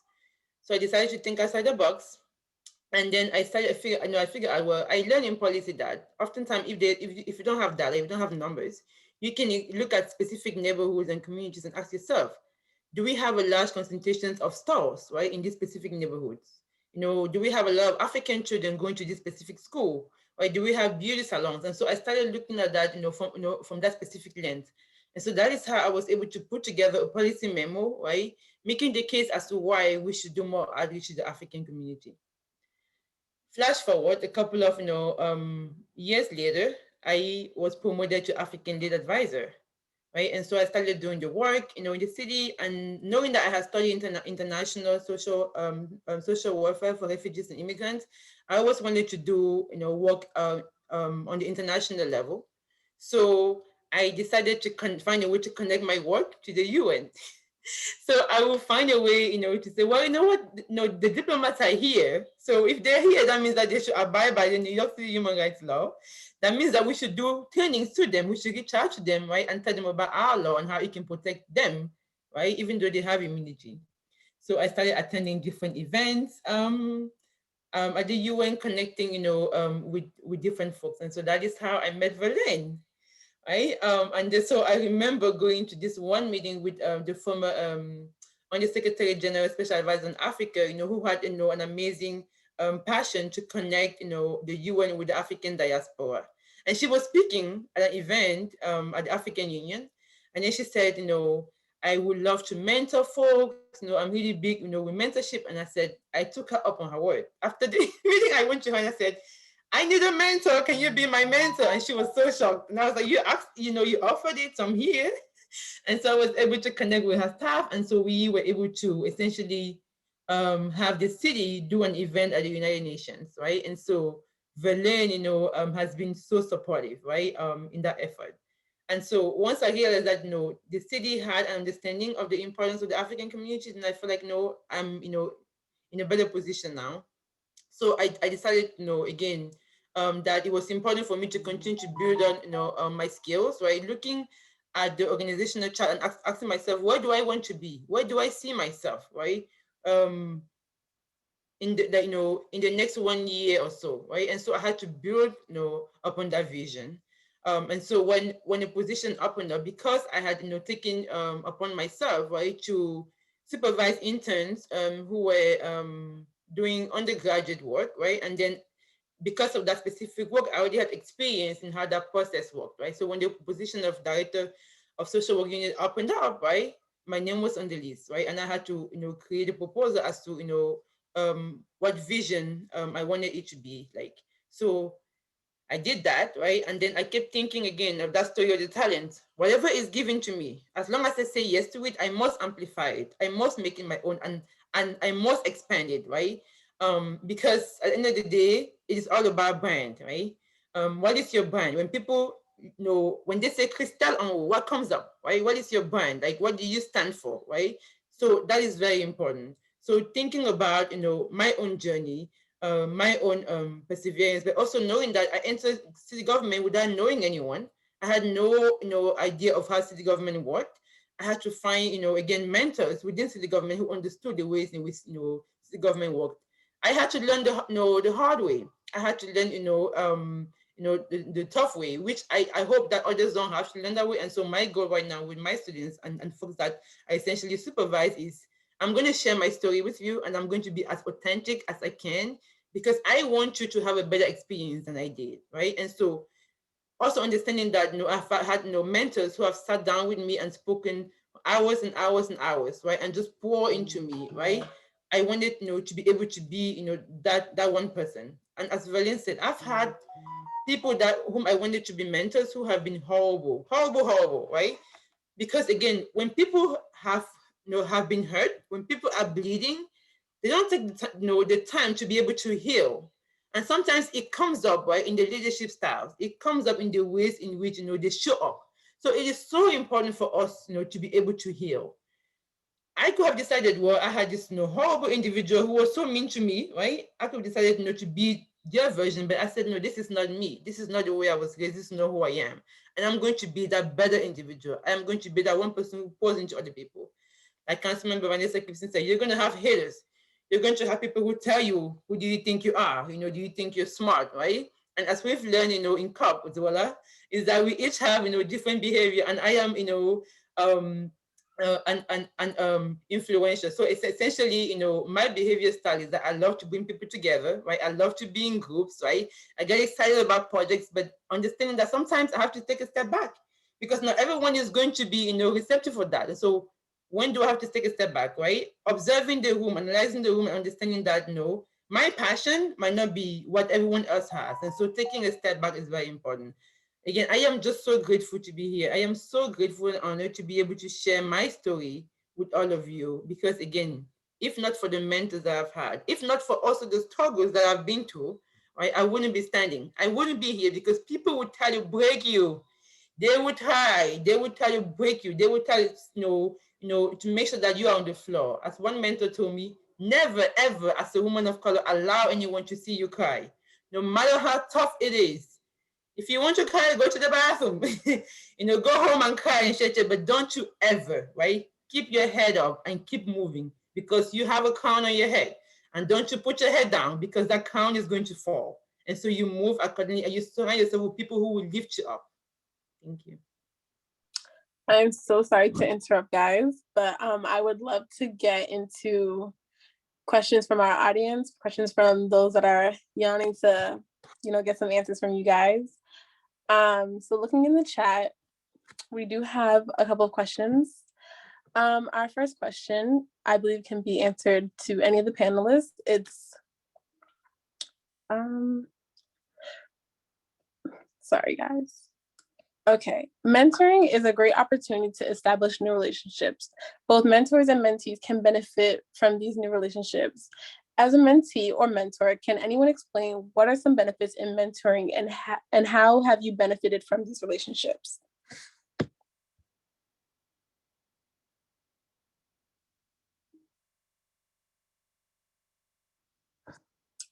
I think Berlin would like to answer the question, but she cannot unmute. All right, thank you. It's unmute now. Thank you so much, Crystal. Our sister Crystal just mentioned it. I think it all comes back to the essence of mentorship is something very precious. You know, we shouldn't see it as just, I like what you do. Let me reach out to you and teach me everything you know. And it comes back to what our sister Zola also mentioned about finding and nurturing the right relationships. And I think when it comes to mentoring, there are lots of benefits, but our sister Crystal just mentioned there are also a lot of setbacks, you know, particularly if you enter a relationship of mentoring as a mentee with a mentor who's still bleeding. And the mentor may not know it, you know, and may accept to take you on this beautiful journey because it is a journey. And hopefully the mentors that we have, particularly the good, positive, nurturing mentors who build you up, will be there as lifelong friends. And I think that's also the ultimate purpose. But I think before entering a mentorship relationship, a mentoring relationship, it's very important to determine for yourself why you want to enter that relationship. What do you intend to get and to give? Because that's something also often people forget, that mentorship is not only taking and taking and taking. And I had a friend who used to tell me, Valen, you're a good friend. I said, why? I said, because every time we get together, your bank account with me is always full. And I said, what do you mean? And he said, because you're always coming and making deposits. You're coming to your account and you make deposits into your bank account, which is a friendship. And I think that's what I'd like our sisters or younger sisters to see mentorship like, as a deposit account where you go and you also nurture, you know, because if you go to the bank and you overdraft your checking account, at the end of the month, it becomes right to try to pay for things and it ain't working. So I really encourage you to see it as a safe space, a safe deposit account where, you know, you keep a safe, a nurturing, a good, a positive balance. So those are some elements, benefits, of course, to grow, particularly if you have a great mentor who, as our sisters mentioned before, who sees a light in you that you may not see. And I've had the chance also as a student to get that, to have professors, teachers, you know, from a very early age who saw something. And so you need this eye. You need the eye of someone who can recognize a raw diamond, and we're all raw diamonds in the diversity that we are. We're all bringing something to the table. No one is better than you, and no one is less of a person than you. We're all bringing something to the table. So it takes someone sometimes to be able to see what it is that you're bringing. Sometimes you don't know. You know, the environment around you may be so confusing that you forget your own glory. And it takes an external eye for you to see it. So I think that's where good mentorship comes in. But before getting into a mentorship, ask yourself the questions: why this person, what can I bring, and how can we grow together? I think those are very important elements to have.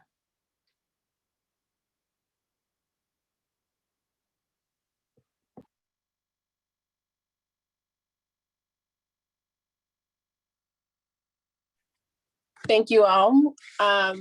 One of our next question is from one of our members. I think she directed this question to Zoila. The question is,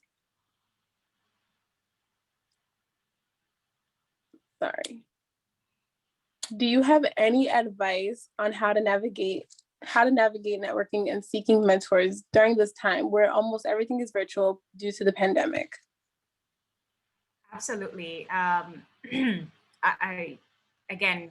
Berlin and Christelle had wonderful answers to just building on that relationship between mentors and mentees, not just taking. So I personally think, and I think a lot of people may agree, that COVID has offered us an opportunity in terms of building our network. Some people may disagree with that, but I think it's a wonderful opportunity that it has been offered to many people who can currently be at home and reach out to either past mentors who are not necessarily close to them, or just randomly, email someone that they may have had an interest in getting to know in the past. And, and during this time, you may find more time to connect with those people. But also, it's perfect. You can just send an email to someone and just ask them, like, do you have time to chat? There is this thing with Zoom now, like all these Zoom meetings and Zoom calls. It has offered people an opportunity to have this platform virtually where someone who you may not have known as well may be more willing to speak with you, because they don't have to go through the trouble of like setting up a meeting, going out to meet you, and it might just be easy for them to come into a Zoom and kind of talk to you. And I personally took advantage of this COVID time. At the beginning, it was challenging for everyone. Obviously, it was like a very difficult time. And we had to quickly adjust and just come up with a game plan. And one of my good mentors, basically, and she teaches on networking and how to connect with people. She's a chief of diversity officer. And she told me, Soila, this is the best time that you can possibly have to sit down, go through your list of contacts, and contact mentors that you haven't touched bases in years, reach out to people who you will want to talk to, seek out for advice, and just email them and say like, hey, I haven't talked to you in a very long time. Would you like to have a Zoom meeting with me and reconnect? And I did it a few times, and I was surprised actually for the responses. I actually did it with someone who I was not as connected, and I asked her like, hey, I would love to seek advice from you. Would you like to have a Zoom happy hour with me? And she was so delighted. She's like, oh my God, I didn't think about that. Absolutely. And it was a good way to have an informal interaction with this person who I was like intimidated of in a very professional setting. And it allowed for a very like laid back, informal conversation. And I have been able to build on that relationship through this like virtual times. So take it as an opportunity to do that. I think people will be more than willing to speak with you because, again, it's just so easy to connect virtually these days, and they have the time. So that's my advice. Go through your contacts, check out people who you would not normally speak to or see, and start, if you haven't done it yet, start sending out those emails and trying to connect. And I think you will be surprised that people are more than happy and willing to do so. Thank you for that wonderful answer, Zoila. Our last question is, what advice would you give to young women starting off their career? Now, this question is directed to all panelists, but our time is at stake. So please.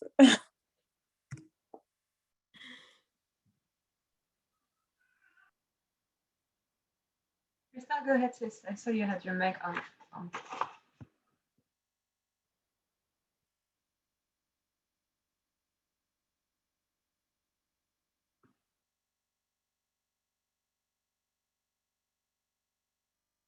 Can we unmute our sister Crystal?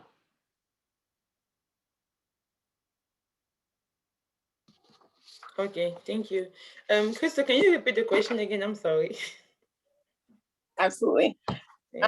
Question was, what advice would you give to young women starting off their career? Okay, thank you. So my advice would be what Michelle Obama said. When you've worked hard, when you've made it and gotten to the point where you want to be, don't shut the door. Extend a hand and bring someone else with you, right? Because we need to be able to build upon the goodness that you've created. We need to raise young women with confidence, and women who understand that life is going to be tough, but they are going to be okay. So don't shut the door down, but extend your hand. So that would be one of my advice. And also, we've spoken so much about mentorship, and for our youth, you have to keep up with your mentors, right? Make sure that you communicate with them. let them know, what you're doing, what you're up to. Don't just reach out to them when you need something, right? That's a no-no. That's very bad. Actually, reach out to them, for everything. Like take them along, your own journey, your own career journey. Even during holidays, send them, a message. In our CUP fellowship, we have been told, the one thing, something that you can do is like maybe every week, pick 5 people, right? And just say, hello, how are you doing? I'm just, reaching out to say hi, right? Because when you hear those recommendation letters, you don't want to reach out when you've disappeared, and just come in because you need something, right? And it's something that I'm definitely teaching my interns, right? Zola said, yes, send holiday, cards, right? Run hidden holiday cards if you can, do that. And also understand that we don't have to be competitors. I think this is, like the biggest thing, among women. Like we can all succeed. There's a space for all of us because we each have unique talent. We are all, all gifted in our own ways. What I can do, Zola might not be able to do it, and what Zola can do, I might not be able to do it. And then what Verlin can do, I might not be able to do it. So we need to build upon each other. Thank you. Thank you so much, sis. I agree with Zoila. Christmas cards, I think I buy so many of them too. I just want to add to what our sister mentioned about keeping the door open. I think we talked about it at the beginning. And just to quote Malcolm X, replace the I with we, and even illness becomes wellness. And I think we're redefining what leadership looks like and what leadership sounds like.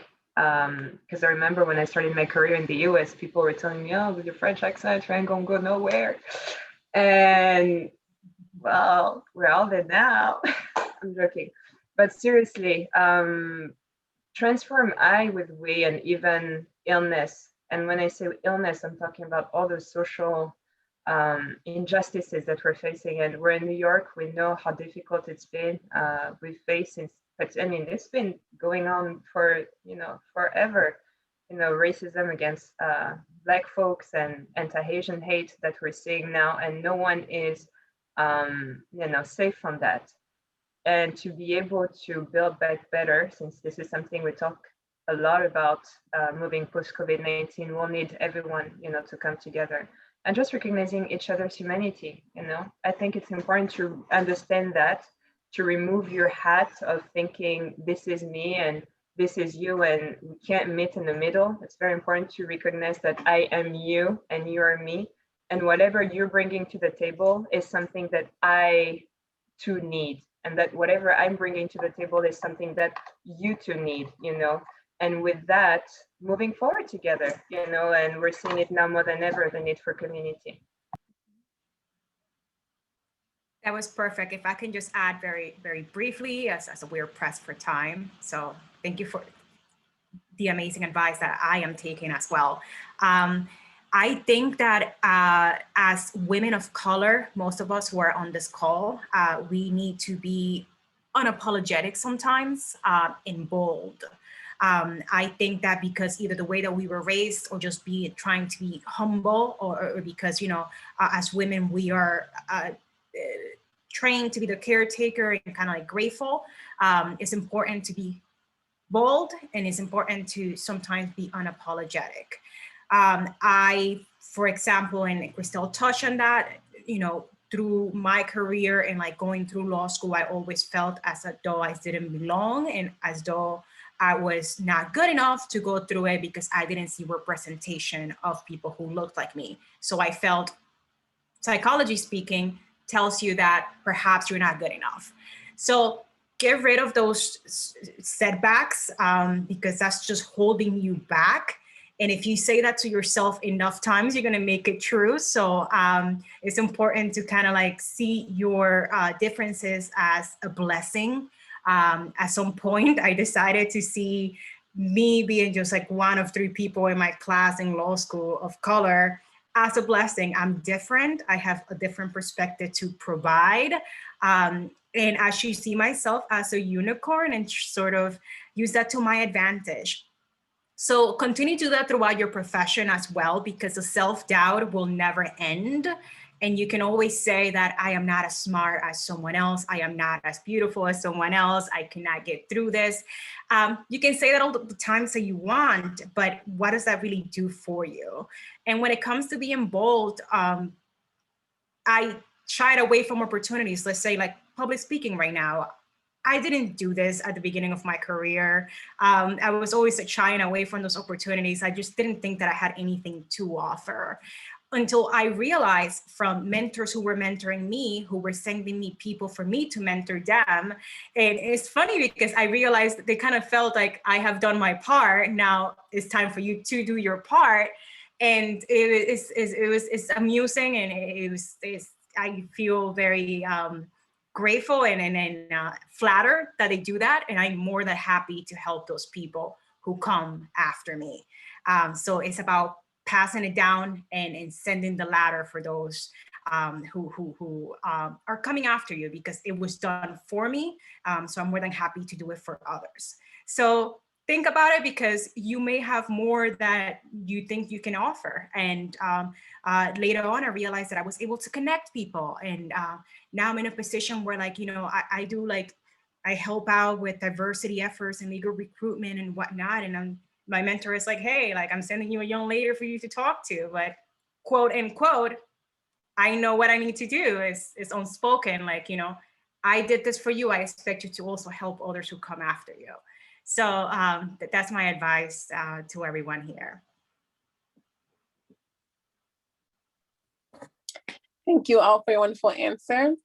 I'd like to once more thank all of our wonderful panelists for your answers. I would like to thank Zoila de Castillo, Berlin Diane Subordu, as well as Crystal N. Anwu, for not only your attendance, but also for your wonderful answers to all these questions.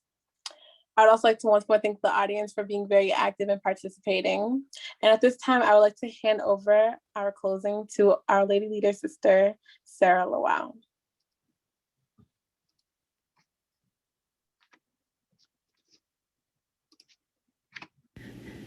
We will now round up our virtual event as we sing the first stanza of Cherubim and Seraphim hymn 73 as a closing hymn. After, we will invite our Provincial Chairman, Special Senior Apostle Sumano Bello Sage, to give us a brief closing remarks and prayers. Choir music, please.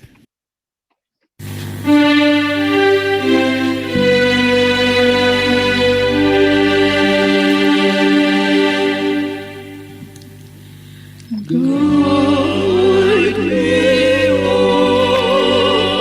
thou great Jehovah,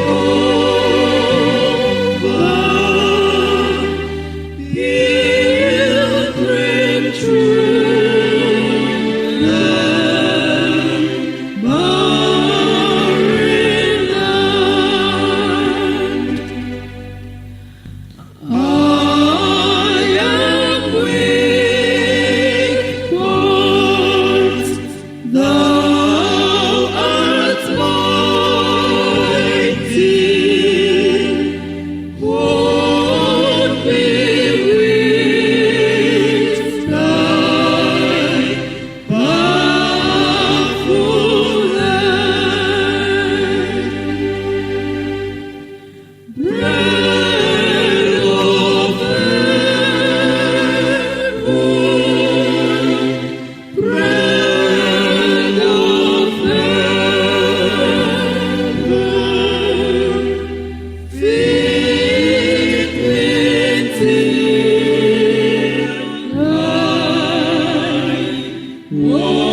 want no more.